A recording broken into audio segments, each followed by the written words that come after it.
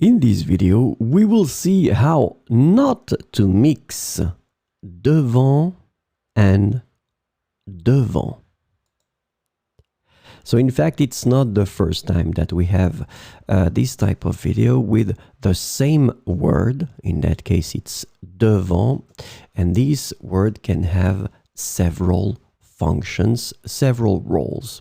So devant can be used as a preposition, or then it can also be used as an adverb. Donc devant comme préposition ou devant comme adverbe. So we'll see how to use devant as a preposition. Je vais me garer juste devant la maison.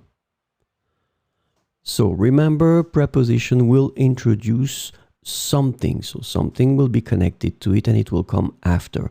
Devant la maison. Could put the name of a person. It could be a sentence also. So, but in that case, it's just la maison. Devant la maison. Je vais me garer juste devant la maison. So this is how you will use devant as a preposition. And then devant can also be used as an adverb. And in that situation, let's have a look at the example. Regarde, ton frère est devant.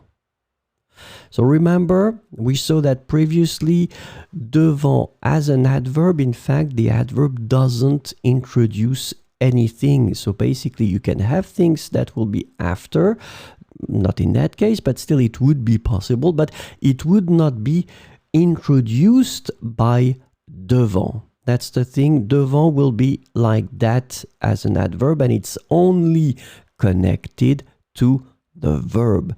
And the verb is être in that situation. So, est devant. So this is the only connection that there is. The adverb is connected to the verb. Est. Regarde, ton frère est devant. So remember, devant can be a preposition or then it can be an adverb, and you will use them quite differently.